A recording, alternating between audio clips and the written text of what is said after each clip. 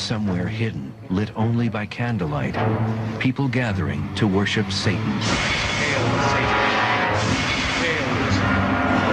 It has been whispered that among their dark activities, some are practicing the blackest deed of all. The stuff nightmares are made of. Murder in the name of Satan.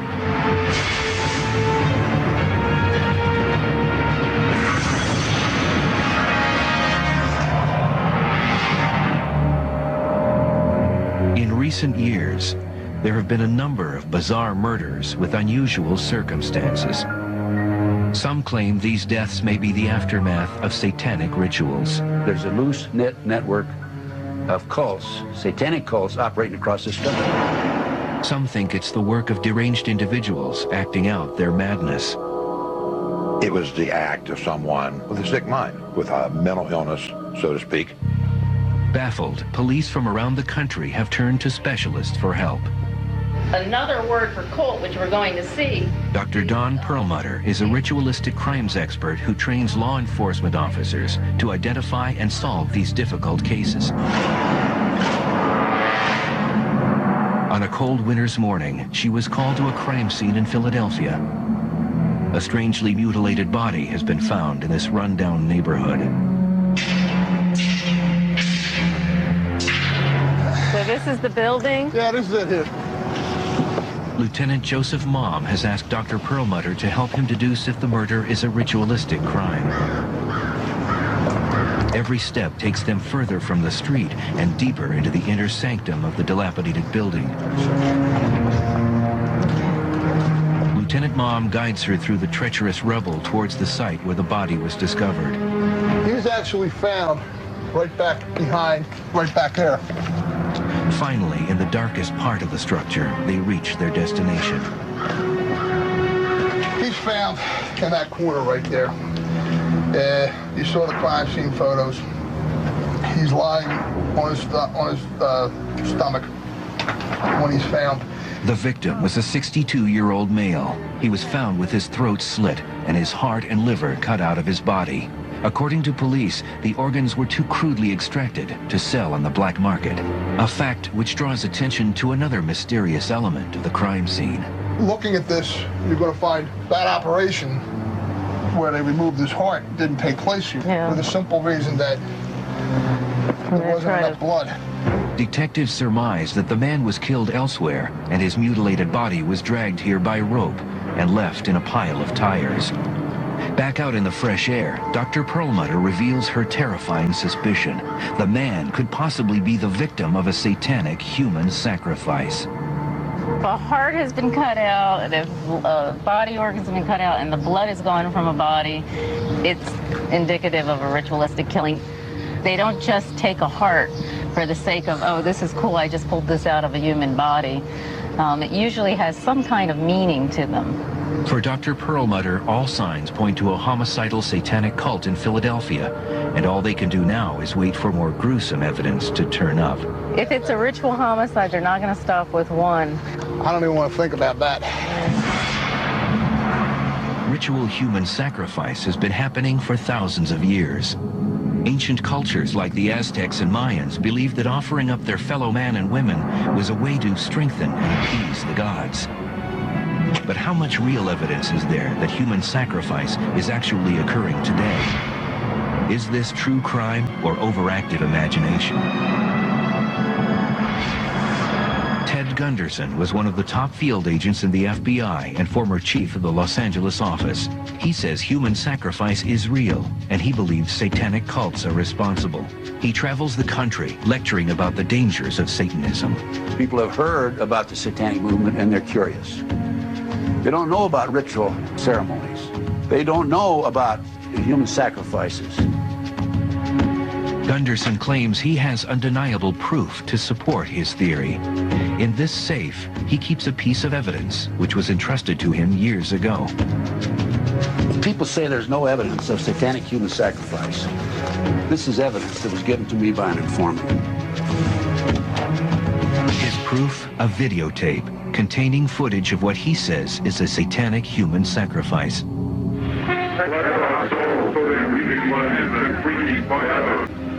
Are Are the scenes depicted on the tape actual or a staged hoax?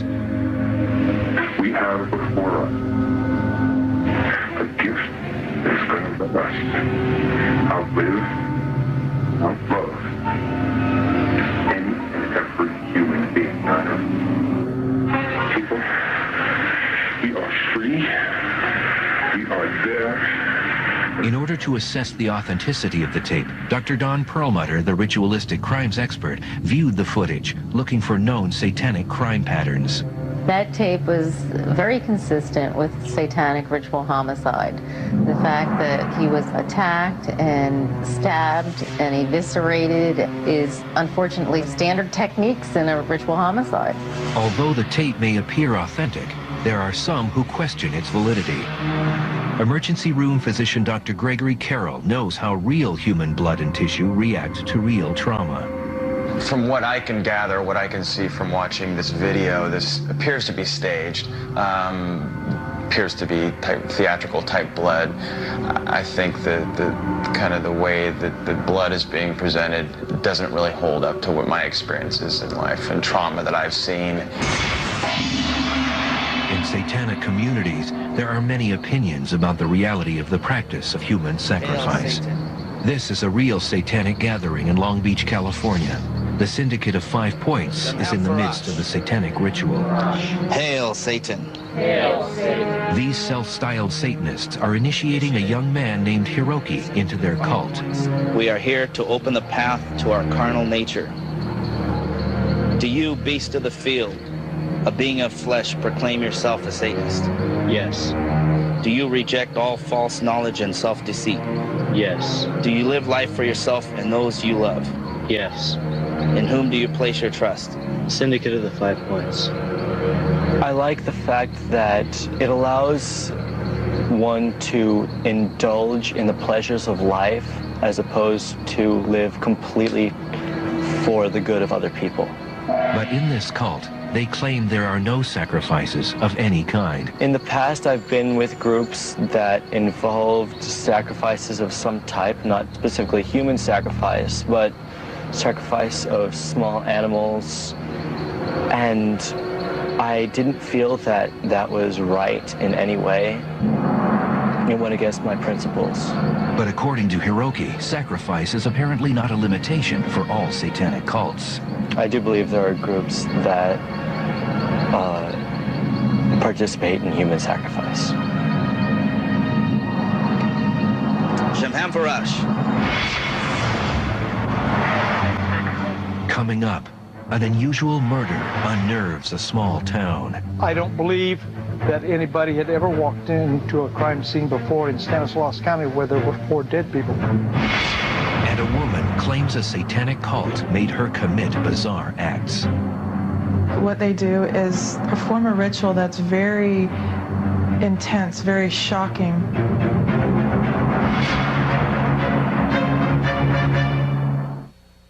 911 emergency? Yes, ma'am. We were awakened by a loud noise and some eruption going on outside on Mason Street in Salida. You are listening to an actual 911 recording of a woman who may have just heard the sounds of satanic sacrifice. Can you tell me what you heard? Yeah, it sounded like he was being strangled or thrown up or I don't know.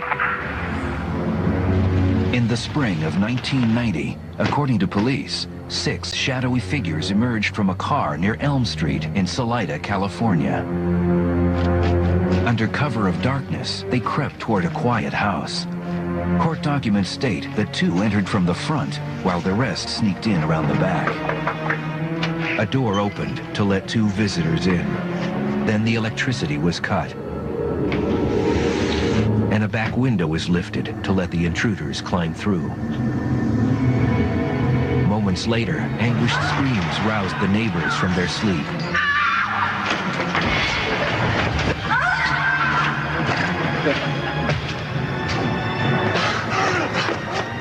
A man runs out into the moonlight with knife wounds he just received. 911. Listen, I just woke up and there's a man screaming outside. They're killing him. A hysterical woman escapes from the besieged house and pounds on a neighbor's door for help. There's some lady that just came to our front door, and she looks like she got beat up or something. She's so scared, she can hardly talk. Okay, tell her to take it easy because we got deputies on the way, okay? As calls pour into the Stanislaus County Sheriff's Department, officers and ambulances rush to the scene. The first officer to arrive stumbles onto a scene of unimaginable carnage. Detective Gary Deckard says it's a night that will haunt him forever. When I entered the residence, it was pretty gruesome, pretty horrific. There was 4 victims, all obviously dead. One of the victims, a 25-year-old man laying on the street after he attempted to flee the house. One of the victims was actually on the roadway, right here. Multiple stab wounds to his body. Victim number 2, the 51-year-old who lived in the house. Victim number 3, a 35-year-old man butchered in the kitchen.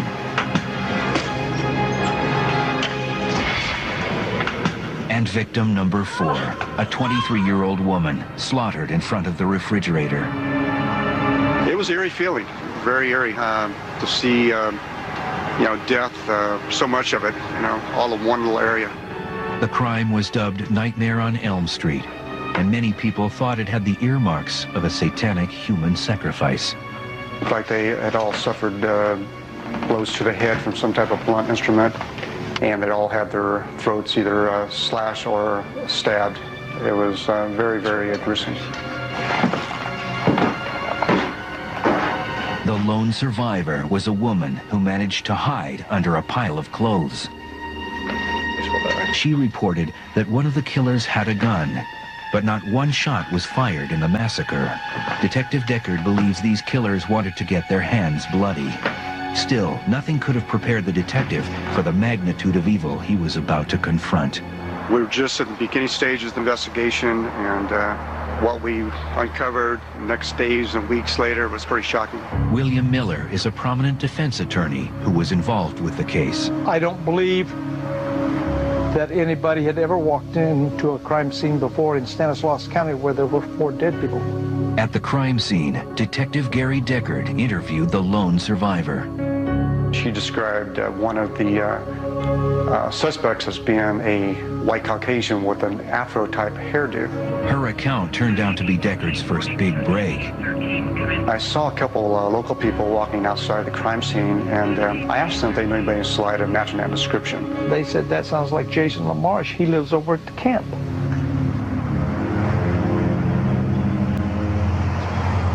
Jason LaMarche was linked to an old migrant workers camp just a mile away from the crime scene. The camp was home to Gerald Cruz, Ricky Vieira, and Dave Beck. This is what the locals refer to as the camp. This is where they resided at. In that little house right there at the end. Deckard's men nabbed Ricky Vieira first, and according to police, after several interviews, he confessed. He finally admitted to his participation in the murders. Vieira also confirmed that the other 3 suspects took part in the murders, along with Ron Willie and Melissa Missy Evans. Detective Deckard and his officers swiftly arrested all 6 suspects.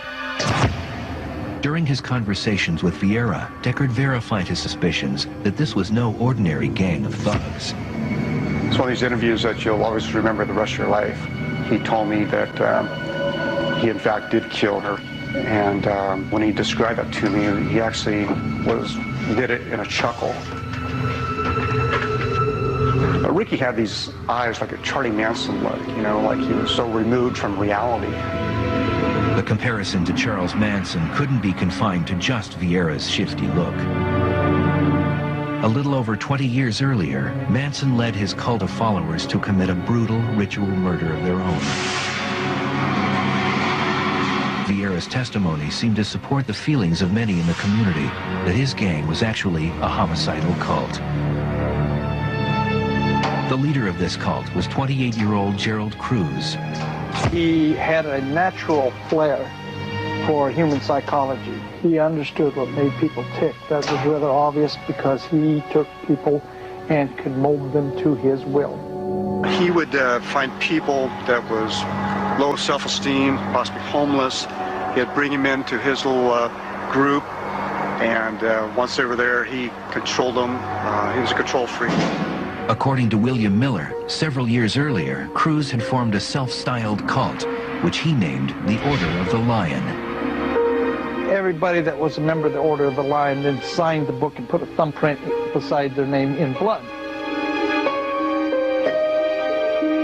If I recall, there were at least a dozen names in the book.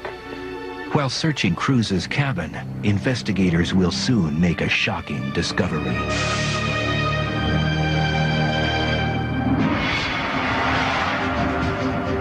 When we return, Gerald Cruz and his followers are exposed.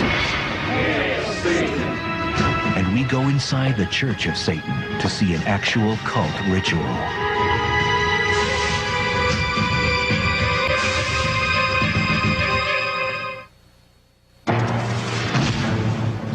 The residents of a tiny Northern California town were shocked when 4 people were killed one night. Cult members' diaries were found by the police at the home of Gerald Cruz, the prime suspect in the case. According to police and court documents, the diaries detailed rituals and evil plans. Like most self-styled Satanists, Cruz combined the traditional satanic rituals he learned in books with his own creations. The most chilling entry in any of the diaries concerned Gerald Cruz's opinion of human sacrifice.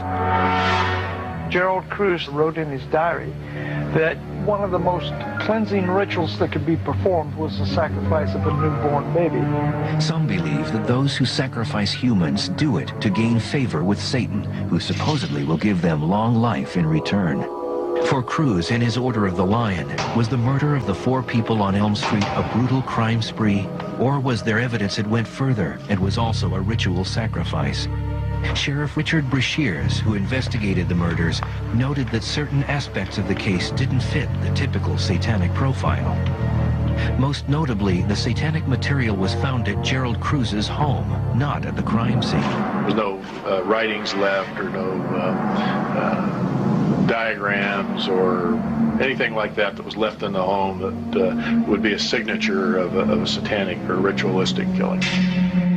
Attorney William Miller believes Gerald Cruz didn't behave like the typical high priest of a satanic cult. I think that where you have people who practice satanic rites or devil worship, they have a focus point, Satan.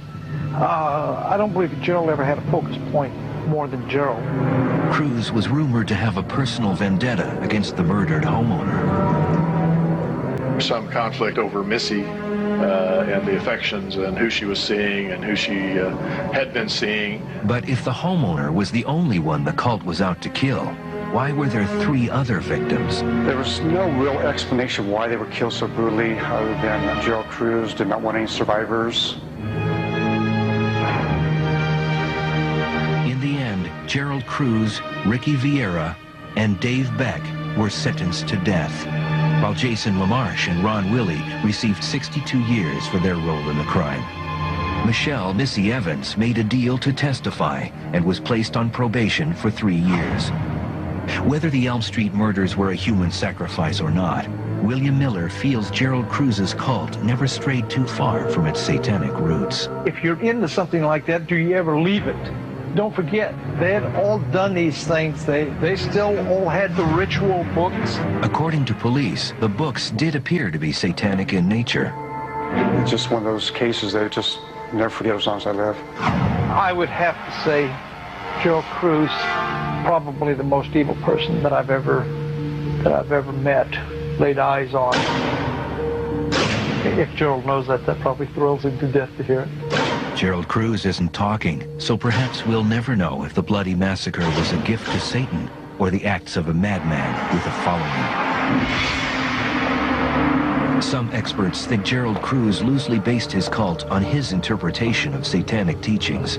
But members of the Church of Satan claim that people like Cruz are giving real Satanists a bad rap. Hail Satan. Hail Satan. In a ritual ceremony, they gather and place a young woman on an altar to worship Satan and represent man's carnal desires. In the name of Satan, the ruler of the earth and the king of the world.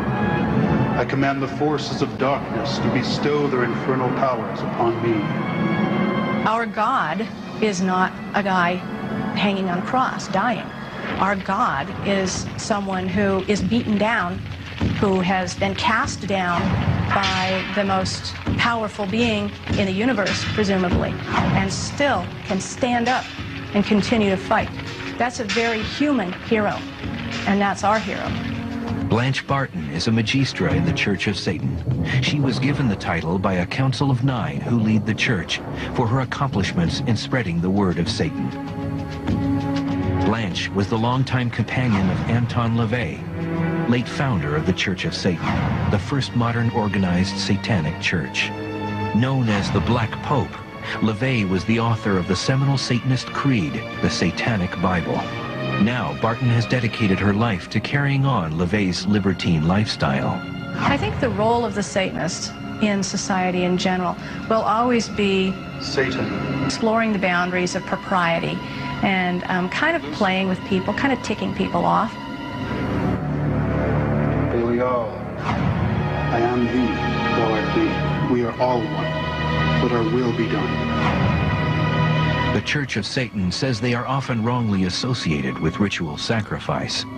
I've been a Satanist for 30 years, and so I can speak with a certain amount of authority. We do not sacrifice virgins. We do not sacrifice unborn babies. We do not harm animals in any of our rituals. Hail the Satanist! Hail Lucifer! Hail Satan!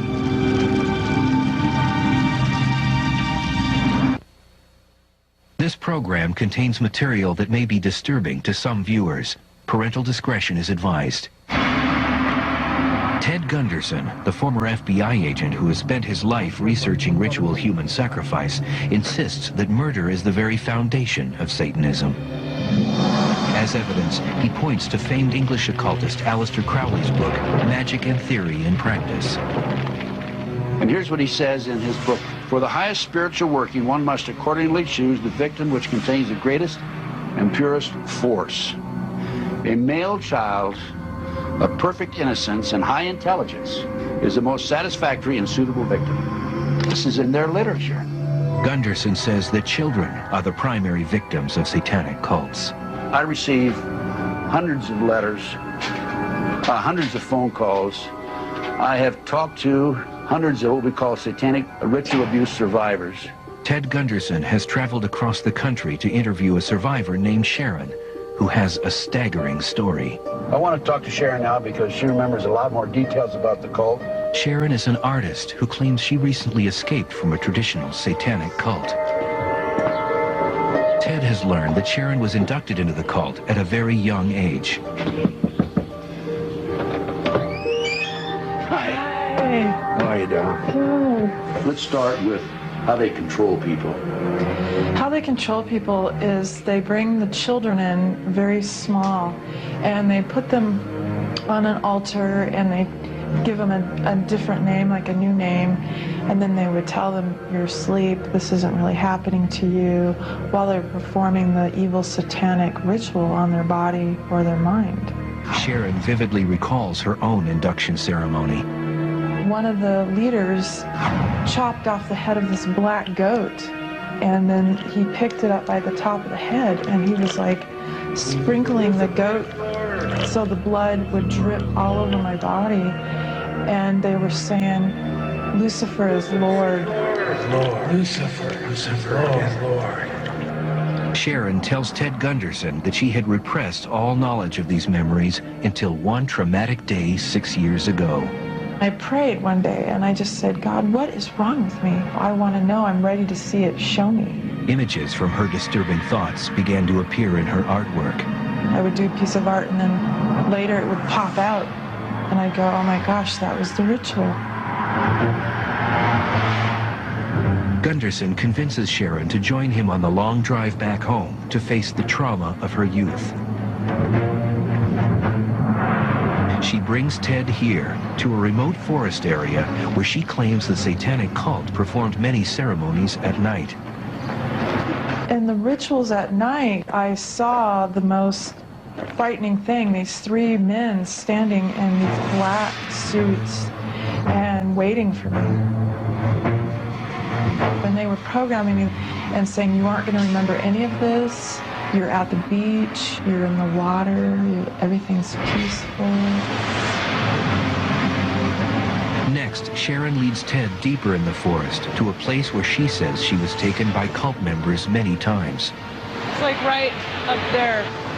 They took me up here at night and we went up there right at the base of the waterfall there, and they were praising Lucifer and speaking in weird languages and just had me under very deep programming, mind control, so I didn't remember any of it happening.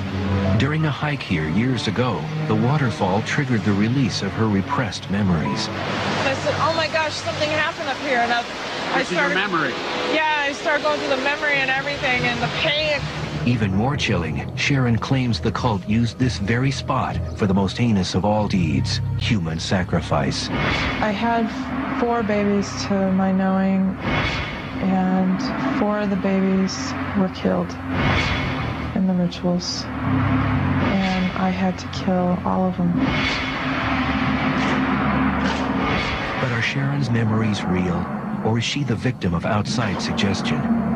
Either way, the memories are too much for her. How do you feel now that we visited? Did it bring back any emotional problems for you? Yeah, whenever I talk about it, it kind of brings up the sadness in me, realizing what happened, and mainly for the babies that were killed. It's horrible what they do there. It's just terrible. But for Gunderson, this interview is a major revelation. The information that Sharon gave today confirms information previously furnished by other survivors. However, many experts consider Gunderson's methods suspect.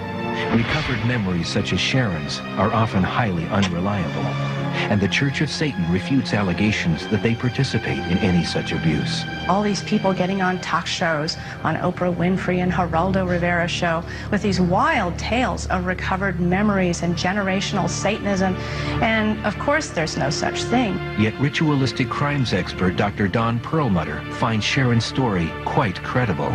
I have worked on cases that are very similar.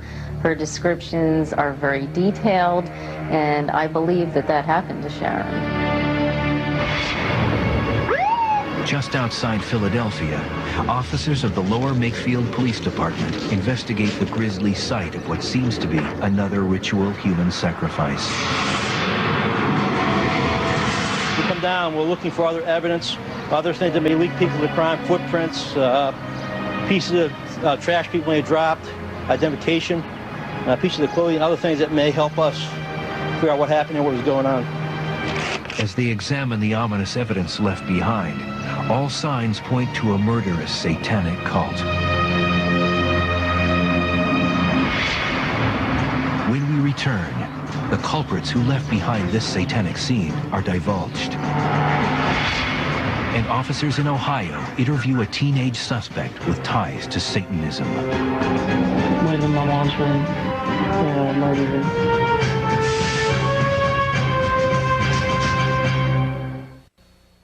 This program contains material that may be disturbing to some viewers. Parental discretion is advised.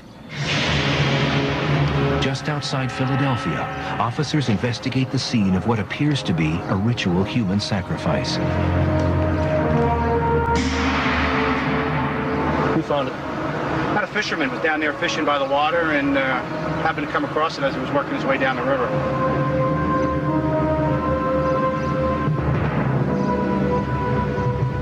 The officers did an excellent job. They recognized all of the occult evidence. You got a box down, you got a Bible, some type of Bible up there. Looks like maybe satanic. We have 3 books on top of each other. The top one has no name on it. They even recognized the significance of the evidence. There's a box with 3 skulls on the side of it.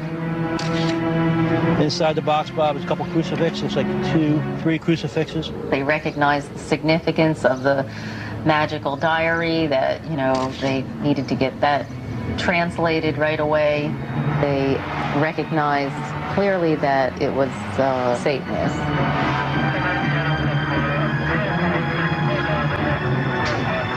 But this is not a real satanic crime scene. 3 hours earlier, Dr. Don Perlmutter and Corporal David Schaefer of the Pennsylvania State Police had set up this mock crime scene.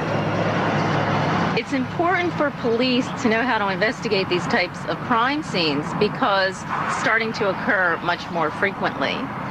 Dr. Perlmutter wants the officers to be aware of what a satanic crime scene looks like and what kind of occult evidence might be found at such a scene. The scenario: a group of Satanists had just finished sacrificing a young girl when they were suddenly interrupted. Forced to flee in a hurry, they left behind most of their ritual items.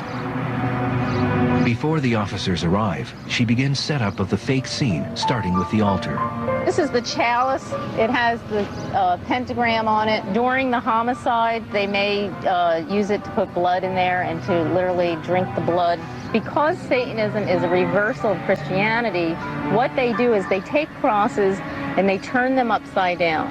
Perlmutter places rosary beads, a crucifix, and the Satanic Bible into a tree.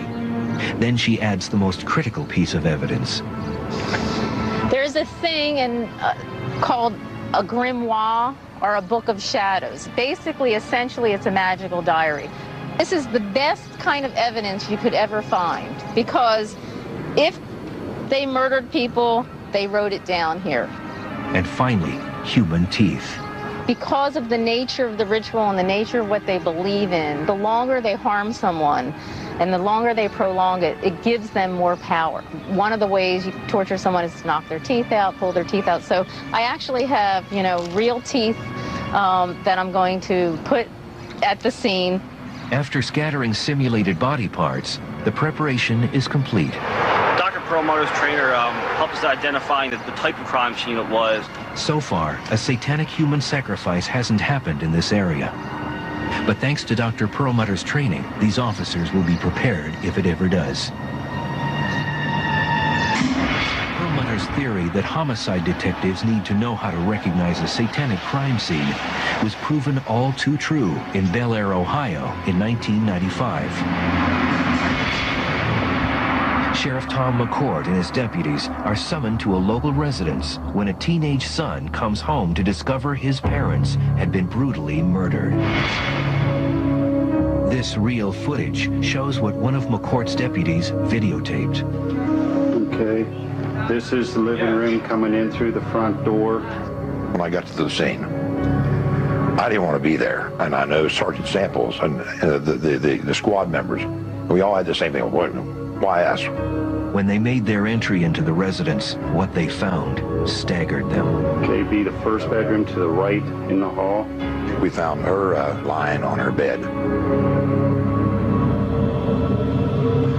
We also found in that room an axe with blood and some other elements on it. We found various items which would be used in satanic worship. When the officers enter another bedroom, they find the father lying face down on his bed. It appeared Sheriff McCord had a satanic killer on his hands, and all signs pointed to the murdered couple's son, Nathan Brooks. Within hours, police tracked the teenager down in a local cemetery. It was in this area where Nathan was found sitting in a parked car. Sheriff Tom McCord headed up the questioning about the savage double homicide and recorded it to audio tape. This reenactment of the interrogation is based on police records. Do you want to tell us what happened last night and early morning, hours this morning? I was watching some movies and stuff. Then I went into my mom's room and I murdered her, and then my dad. And then I performed the black mass, and then I took a walk. Sheriff McCord told Brooks that when he and his deputies arrived at the scene, they found the bloody corpse of Nathan's mother. I didn't want her to make any noises, and I didn't want her to feel anything, so I smashed her head with an axe first. And then after that, I stabbed her about 10 times.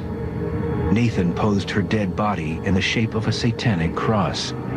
He also shot his father 3 times. Then, most disturbingly of all, He took his head off with a saw. the decapitated head was found on an altar in Nathan's bedroom, which was full of satanic books and artwork. Was there a reason why he decapitated your dad? Yeah.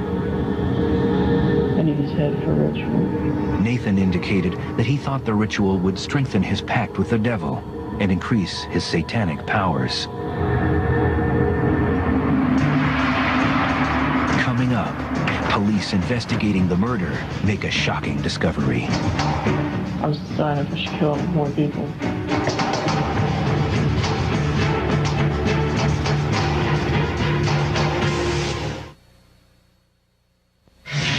17-year-old Nathan Brooks confessed to murdering his parents and claimed he had a pact with the devil.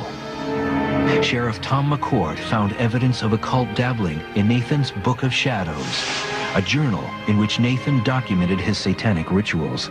Many performed for his friends in high school. Did you make sacrifices back then? Yeah.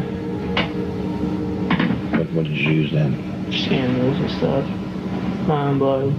Your own blood? I just do things for him. In a shocking discovery, McCourt's officers found a list of names in Nathan's room. The list showed that Nathan's dark plot didn't end with his parents. The list showed names of people he was planning to kill next. I had a list of so many people, all the people that trusted me. It would have been easy. The list included his family and friends, all of whom he planned to lure into the house one by one. I had a plan to skin him, to hang him up in the basement, skin him alive. There would have been like 30 people. Although all signs pointed to a case of satanic human sacrifice, Sheriff McCourt began to doubt that communion with the devil was the real reason behind the murders. When I asked Nathan at first if he talked to Satan, he indicated that he did. Later on, Nathan said that indicated that he had lied, that he did not talk to Satan. He said he tried, but he never got a response. Satan never answered him. It's nothing to do with satanic. It's nothing to do with anything. I was just born this way. The sheriff's doubt intensified when he interviewed Nathan's brothers, who were out of the house at the time of the attack. And despite what had happened, they seemed to be protecting their brother. Nathan's lawyer claimed the teenager snapped after years of abuse. He tried to have Nathan declared temporarily insane. But Dr. Don Perlmutter, a ritualistic crimes expert, says a plea of insanity from abuse does not give due weight to the corrupting power of Satanism. There's unfortunately quite a lot of abusive parents in the world, and not all of their children are cutting their heads off and offering it up to Satan as a sacrifice. In the case of Nathan Brooke, a plea of insanity, it's just not applicable. The court held the same opinion, and Nathan was deemed competent to stand trial. We, the jury, find the defendant Nathan John Brooks guilty of aggravated murder of Terry Ann Brooks. In October of 1996, the 18-year-old was condemned to 2 life sentences. He only avoided the death penalty because he was 17 when he committed the murders. Yet the question remains, did Brooks use Satanism as a scapegoat for his vengeful rage after years of abuse? It was later discovered that Mr. Brooks at times had a temper. The neighbors later told us of things they heard, things they saw around, led them to believe that he could be abusive, both to the siblings and Nathan and or the mother. Some say to label Satanists who commit human sacrifice as being evil or monsters is too simplistic. Their psychologies are much more complex and disturbing. From underground videotapes to bloody ritualistic murder scenes, evidence of satanic human sacrifice has fueled a sense of alarm in America. These are the Satanists that are underground. These are the ones that don't advertise, that could be, you know, members of a community, and nobody would know that they were practicing Satanists. Even some satanic church members admit there might be more than meets the eye, and underground satanic groups may cross the line. I do believe there are groups that participate in human sacrifice.